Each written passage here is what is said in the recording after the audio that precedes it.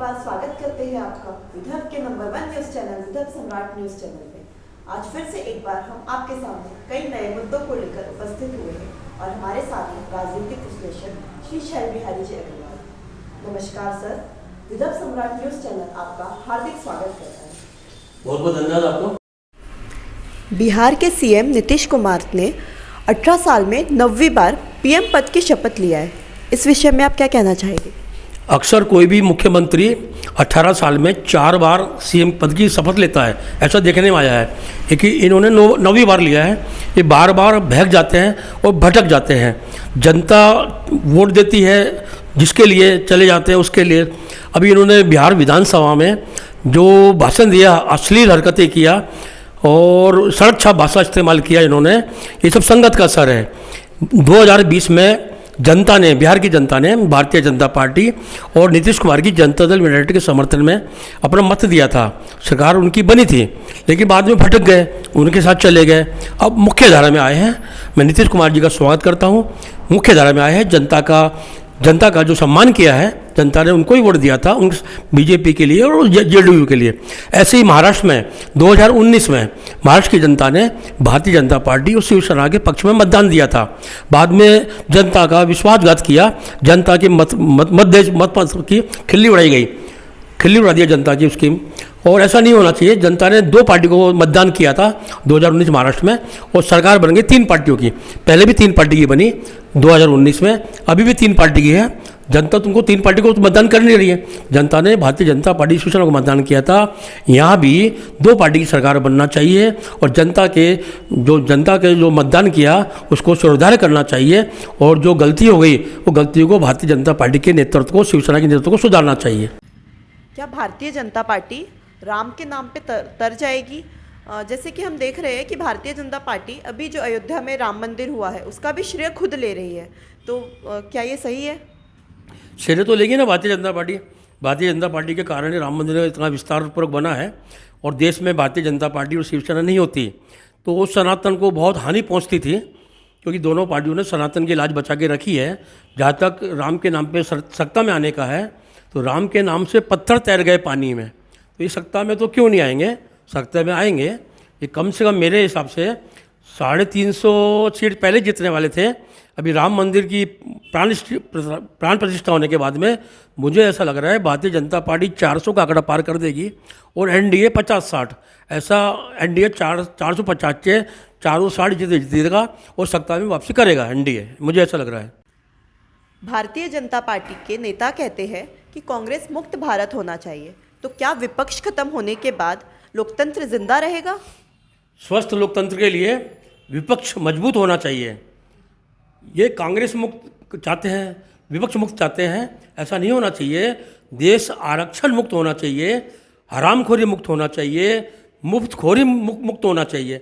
विपक्ष तो होना चाहिए। विपक्ष नहीं रहेगा तो ये मनमानी करेंगे। मेरी प्रधानमंत्री जी से निवेदन है कि आप विपक्ष कांग्रेस मुक्त मत कीजिए, आप आरक्षण मुक्त कीजिए, बेरोजगारी मुक्त कीजिए, तुम्हारे मुफ्तखोरी मुक्त कीजिए और भुखमरी मुक्त कीजिए।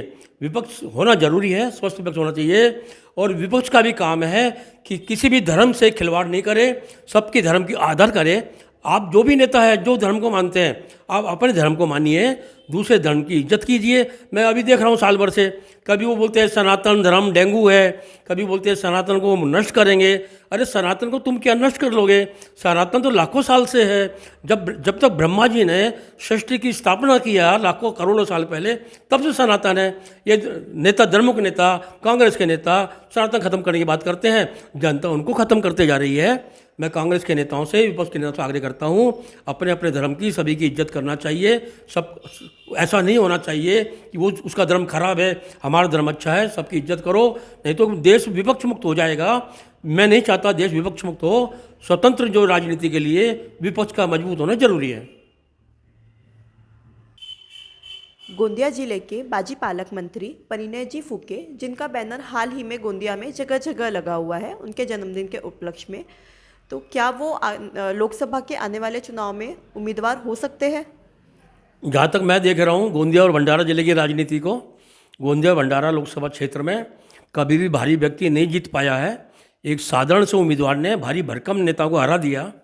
अशोक मेहता जो पूरे विश्व प्रसिद्ध अर्थशास्त्री थे उनको एक छोटे से कार्यकर्ता ज्वाला प्रसाद दुबे जी ने हरा दिया।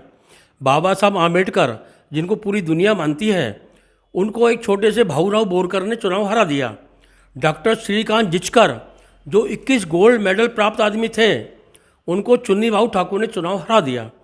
मेरा जो है सोचना है, गोंदिया भंडारा जिले की जनता थोपे हुए उम्मीदवार को पसंद नहीं करती। गोंदिया जिला या भंडारा जिले के नेता को ही चुनकर लाएगी, मेरा ऐसा सोचना है। गोंदिया भंडारा जिले में 23 लाख कुंटल धान सड़ रहा है और राइस मिलर जो है वो इसकी बिलिंग करने के लिए तैयार नहीं है। इस विषय में आपका क्या कहना है? कमज़ोर नेतृत्व का नतीजा है कि धान सड़ाया जा रहा है। 23 लाख कुंटल धान सड़ाया जा रहा है, जबकि हमारे पड़ोसी छत्तीसगढ़ और मध्य प्रदेश में भरपूर धान की मिलिंग हो रही है, सरकारी धान की। वहाँ पे रेट धान मिलिंग के कम से कम 100 रुपये कुंटल है और हमारे यहाँ पे हमारी सरकार 10 रुपये कुंटल धान मिलिंग पे देना चाहती है, जबकि कम से कम 70-80 रुपया मिलर्स को खर्च आता होगा। बिजली बिल हमारे यहाँ मध्य प्रदेश छत्तीसगढ़ से महंगी बिजली है, बिजली बिल है, लेबर चार्ज है, आज करोड़ों रुपए लगते हैं राइस मिल लगाने को। सब कुछ मिला के 70 से 80 रुपया कम से कम खर्च आता होगा और 10 रुपये कुंटल सरकार देंगे बोले। तो सरकार ऐसा क्यों कर रही है कि सरकार मिलिंग नहीं करेंगे, 10 रुपये मिलिंग नहीं करेंगे, धान को सड़ाएंगे, उसके बाद दारू फैक्ट्री को बेचेंगे। अधिकतर दारू फैक्ट्री नेताओं की है। तो सरकार का जो उद्देश्य यही है कि राइस मिलर्स मिलिंग नहीं करे और हम धान को सड़ा के दारू फैक्ट्री को बेचें। ये सब कमजोर नेतृत्व का नतीजा है। राइस मिलर को चाहिए, विदर्भ के 5 जिले हैं जहाँ पे धान की पैदावार होती है, तो 5 जिलों में राइस मिलर अपने अपने आदमी को चुनाव लड़वाना चाहिए और पूरी ताकत झोंकना चाहिए, जितवाना चाहिए। अब तुमसर का जो आमदार है राजू कारे मोरे, उनकी खुद की राइस मिल है, वो क्या कर रहे हैं, विधानसभा में आवाज़ क्यों नहीं उठाते हैं? यहाँ के 5 राइस मिल वाले, अपने 5 जिले के राइस मिल वाले नेताओं को क्यों नहीं पकड़ते हैं? कोई ताकत ही नहीं है किसी में, न नेताओं में ताकत है न उद्योगपतियों में ताकत है। जैसे शुगर लॉबी है महाराष्ट्र में, वैसी चावल लॉबी भी होना चाहिए ताकि विदर्भ का चावल उद्योग फले फूले, लोगों को रोजगार मिले। भारतीय जनता पार्टी जब से सत्ते पे आई है तब से जितने भी ईडी की कार्रवाई है ये विपक्ष पे ही हुई है। तो इस विषय में आप क्या कहना चाहेंगे कि आपको लगता है कि जो भारतीय जनता पार्टी है ये इसके जो नेता है वो पाक साफ है? कोई भी पार्टी के नेता पाक साफ नहीं हो सकते 1-2% के अलावा। अब वो 18 साल कार्रवाई का, तो कोई अपने घर में थोड़ी चोरी कराएगा, अपने घर में डाका थोड़ी डलाएगा, अपने घर में छापा तो कोई नहीं डलाएगा ना। इसलिए ईडी से बचने के लिए, सीबीआई से बचने के लिए अनेक भ्रष्ट नेता एनडीए में शामिल हो रहे हैं। कोई भारतीय जनता में शामिल हो रहा है, कोई एनडीए में शामिल हो रहा है ताकि हमारी गिरफ्तारी नहीं हो।